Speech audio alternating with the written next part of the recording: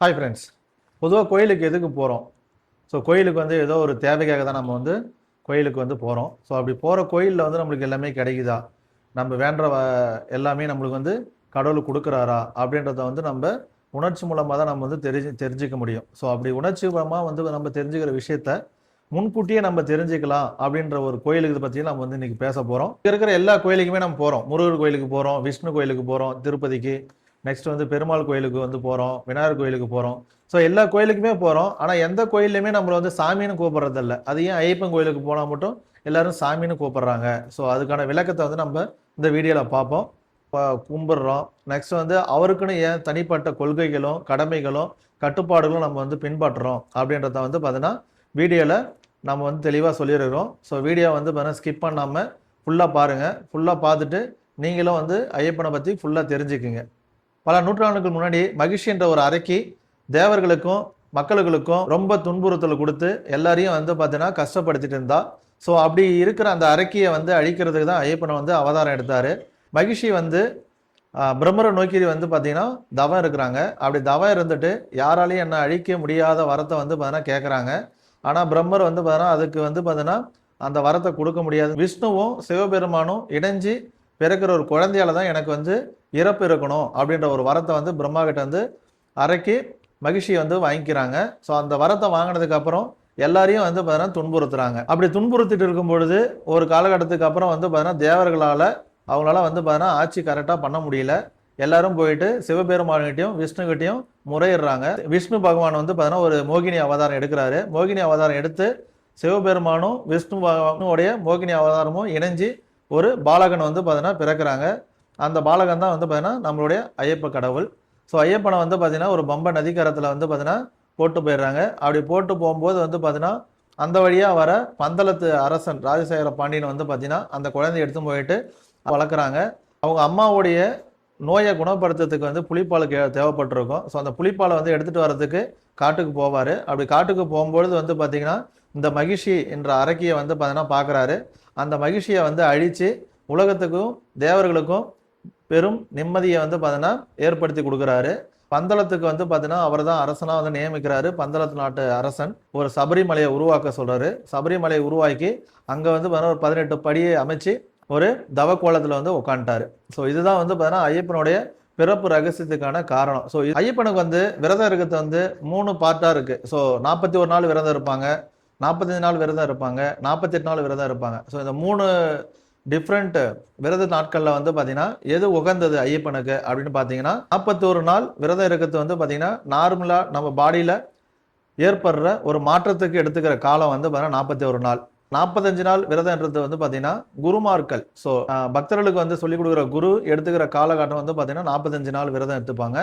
48 நாள் விரதம்ன்றது வந்து பார்த்தீங்கன்னா கடவுளுக்கு நம்ம உண்மையான பக்தியை புரிந்துக்கிற காலம் வந்து 48 நாள். ஸோ இந்த 48 நாள் இருக்கிறது தான் வந்து பார்த்தீங்கன்னா உண்மையான ஒரு விரதத்தோடைய முக்கியமான நாளாக கருதப்படுது. இந்த 48 நாள் விரதம் தான் வந்து பார்த்தீங்கன்னா ஆன்மீகத்தோட உயர்ந்த சாதனையாகவும் கருதப்படுது. ஐயப்பன் வந்து பார்த்தீங்கன்னா தவக்கோலத்தில் வந்து 48 நாள் தான் விரதம் இருந்தார். அதனால தான் நம்ம எல்லாரும் வந்து பார்த்தீங்கன்னா கார்த்திகை மாதம் மாலை அணிஞ்சு மார்கழி மாதம் வந்து பார்த்தீங்கன்னா நம்ம மகர ஜோதிக்கு போவோம். ஸோ ஐயப்பனுடைய விரத நாட்களும் வந்து 48 நாட்கள்.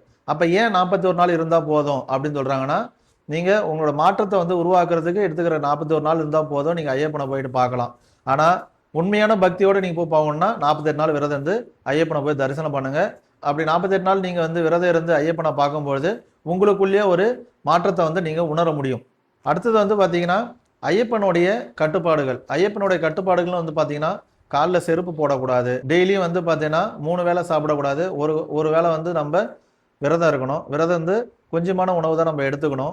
காலையும் மாலையும் நம்ம வந்து குளிக்கணும், பொய் பேசக்கூடாது, யாரு கூடயும் வந்து சண்டைக்கு போகக்கூடாது, கோபப்படக்கூடாது, பழிக்கு பழி வாங்குற எண்ணம் இருக்கக்கூடாது, புகையிலை மதுபானம் இது போன்ற எந்த தீய பழக்கமும் இருக்கக்கூடாது, மற்றவங்களை துன்புறுத்தக்கூடாது, மற்றவங்களை துன்புறுத்தணும்னு நினைக்கவும் கூடாது. யார் வந்து உங்களை துன்புறுத்தினாலும் நீங்கள் வந்து பொறுமையை வந்து பார்த்தீங்கன்னா கடைபிடிக்கணும். காலையும் மாலையும் குளிச்சுட்டு ஐயப்பனுடைய ஃபோட்டோவுக்கு முன்னாடி 108 சரண கோஷங்களை சொல்லலாம். சாப்பாடு வந்து சைவ சாப்பாடு தான் எடுத்துக்கணும், அசைவ சாப்பாடு எடுத்துக்கூடாது. மாலை போடும்போது வந்து குருசாமியை துணை கொண்டு தான் மாலை போடணும். அதே போல் கோயிலுக்கு போயிட்டு வந்துட்டு மாலை கழட்டும் போதும் குருசாமியோடைய காலில் விழுந்துட்டு அவரோட ஆசீர்வாதம் வாங்கி அதுக்கப்புறம் மாலையை நீ கட்டி வச்சுக்கலாம். ஸோ கோயிலுக்கு போயிட்டு வந்ததுக்கப்புறம் வந்து பார்த்தீங்கன்னா உடனே நீங்கள் இந்த 48 நாள் பின்பற்றிய எல்லா கடமைகளையும் வந்து பார்த்தீங்கன்னா கோயிலுக்கு போயிட்டு வந்ததுக்கப்புறமும் பின்தொடரணும். வீட்லேயே வந்து சாமி கும்பிட்றீங்கன்னா வீட்டை வந்து பார்த்தீங்கன்னா ஒழுக்கமாக இருக்கணும். முக்கியமாக பிரம்மச்சாரிய விரதம் வந்து பார்த்தீங்கன்னா கடைபிடிக்கணும். எந்த ஒரு தீய எண்ணமோ தீய குணமோ மனசில் எந்த ஒரு ஆசையும் உங்களுக்குள்ளே இருக்கக்கூடாது. இந்த 48 நாளும் வந்து பார்த்தீங்கன்னா ஐயப்பனுடைய நினைப்பு மட்டும்தான் உங்களுக்கு இருக்கணும். மலைக்கு எப்படி போக போகிறோம், மலையில் சபரிமலை ஐயப்பனுடைய அருள் எப்படி பெற போகிறோம் அப்படின்றத மட்டும்தான் நீங்கள் வந்து யோசித்து ஒவ்வொரு நாளும் வந்து கடந்து போகணும். ஸோ மொத்தத்தில் வந்து பார்த்தீங்கன்னா உடல் தூய்மை, மன தூய்மை, இல்லம் தூய்மை, இந்த மூணும் வந்து பார்த்தீங்கன்னா உங்களுக்கு இருந்ததுன்னா நீங்கள் ஐயப்பனை போய் தாராளமாக போயிட்டு பார்க்கலாம். ஸோ அவருடைய அருள் கண்டிப்பாக உங்களுக்கு கிடைக்கும். 18 படி. ஸோ ஏன் 18 படி வந்து ஐயப்பன் கோயிலில் இருக்குது அப்படின்னு பார்த்தீங்கன்னா அந்த 18 படிக்கும் 18 அர்த்தங்கள் இருக்குங்க. 18 அர்த்தங்கள் அப்படின்னு பார்த்தீங்கன்னா ஒவ்வொரு படிக்கும் வந்து பார்த்தீங்கன்னா ஒவ்வொரு அர்த்தம் இருக்குது.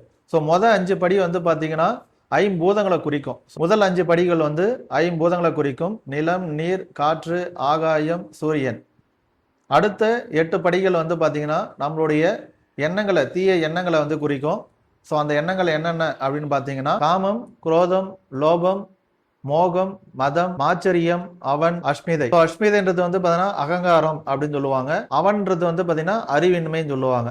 இந்த 8 வந்து பார்த்தீங்கன்னா தீய குணங்கள், மனிதன் உள்ள இருக்கிற தீய குணங்கள். இந்த தீய குணங்கள் எல்லாமே வந்து பார்த்தீங்கன்னா நம்ம அகற்றி தான் ஐயப்பனோட வந்து நம்ம தரிசனம் பண்ணுவோம். அடுத்த 5 ஸ்டெப்பு வந்து பார்த்தீங்கன்னா நம்ம உடல்ல இருக்கிற உறுப்புகளை குறிக்கும். கண், காது, மூக்கு, நாக்கு, உடல்.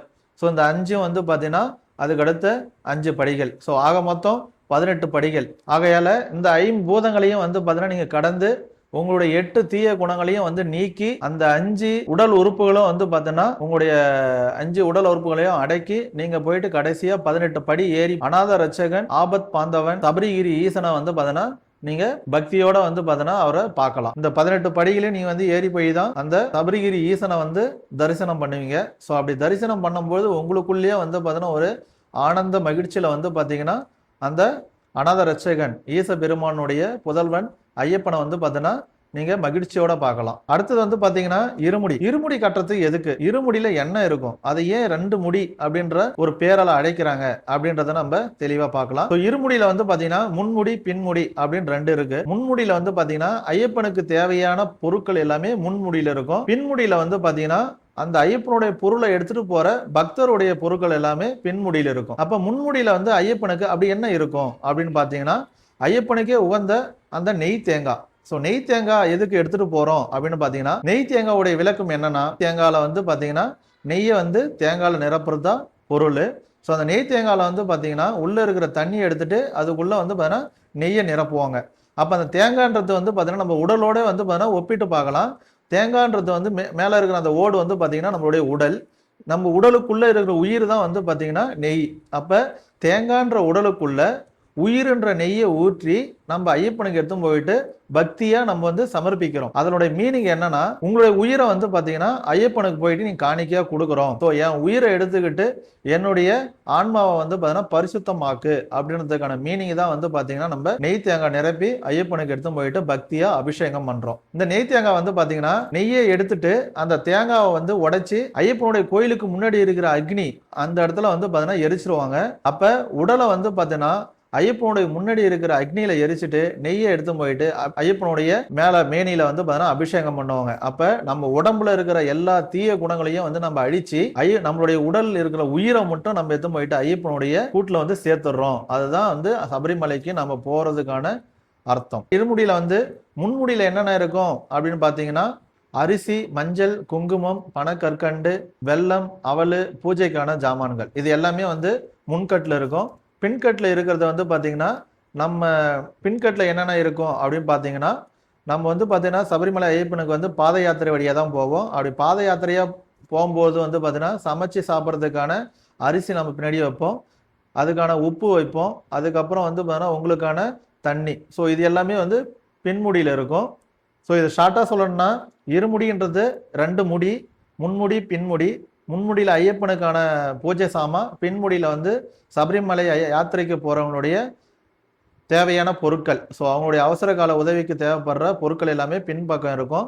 இருமுடி கட்டணத்துக்கு அப்புறம் டைரக்டா நீங்க வந்து கோயில் சபரிமலை ஐயப்பன் கோயிலுக்கு தான் போகணும். சபரிமலை ஐயப்பன் கோயிலில் போயிட்டு ஐயப்பனுக்கு நீங்க அவருடைய காணிக்கை கொடுத்துட்டு அதுக்கப்புறம் நீங்கள் மற்ற இடத்துக்குலாம் நீங்கள் போகலாம். இப்போ நம்ம வீடியோவோட எண்டுக்கு வந்துட்டோம்.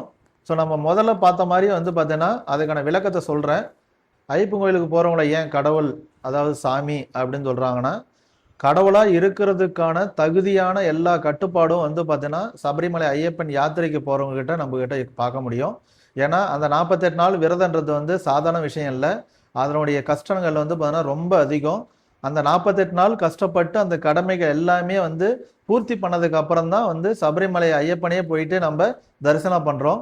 அதே சமயத்தில் வந்து பார்த்தீங்கன்னா சபரிமலை ஐயப்பனுடைய கட்டுப்பாடும் இதுதான். அவர் சொன்ன ஒரு விஷயம் என்னன்னா, என்னை பார்க்க வர அனைத்து பக்தர்களும் வந்து பார்த்தீங்கன்னா எனக்கு சமமாக தான் வந்து வரணும். அந்த 48 நாளும் வந்து பார்த்தீங்கன்னா ஏகப்பட்ட கட்டுப்பாடுகள். அந்த ஏகப்பட்ட கட்டுப்பாடுகளில் வந்து பார்த்தீங்கன்னா முக்கியமானது பிரம்மச்சாரியம். ஸோ அந்த பிரம்மச்சாரியம் ப்ளஸ் உங்களுடைய ஐம்பூதங்களுக்கும் வந்து நன்றி சொல்லி 8 தீய குணங்களையும் வந்து நீக்கி நீங்கள் சபரிமலை ஐயப்பன் கோயிலுக்கு போகும்போது நீங்கள் சாமியாகவே வந்து உங்களை கருதப்படுவாங்க. அதனால தான் சபரிமலை ஐயப்பன் கோயிலுக்கு போகிற எல்லா பக்தர்களும் வந்து சாமியாக கூப்பிட்றது, சாமியாகவும் கும்பிடுறது. வாழ்க்கையில் ஒரு முறையாவது வந்து பார்த்தீங்கன்னா சபரிமலை ஐயப்பன் கோயிலுக்கு போயிட்டு வந்துடுங்க. வயது வர்றதுக்கு முன்னாடி வந்து போவாங்க. அப்படிலாம் வயது ஆனதுக்கு அப்புறம் நீங்கள் போயிட்டு அந்த சபரிமலை ஐயப்பனை வந்து தரிசனம் பண்ணிக்கோங்க. அதே போல் நம்ம வந்து சபரிமலை யாத்திரை வந்து வர 18ஆம் தேதி, டிசம்பர் 18ஆம் தேதி வந்து பார்த்தீங்கன்னா நம்ம கிளம்புறோம். ஸோ சபரிமலை யாத்திரை கிளம்புறதுக்கு முன்னாடியிலிருந்து சபரிமலை கோயிலுக்கு போயிட்டு அங்கே என்னென்ன விஷயங்கள் எல்லாமே நம்ம வீடியோவாக நம்ம காட்சி பதிவு பண்ண போகிறோம். ஸோ அது எல்லாமே நீங்கள் உங்களுடைய ஆதரவால் வந்து பார்த்தீங்கன்னா எல்லாருக்கும் அந்த ஐயனுடைய அருள் தெரியப்படுத்தணும்னு சொல்லிட்டு நான் வேண்டிக்கிறேன். சுவாமியே சரணம் ஐயப்பா.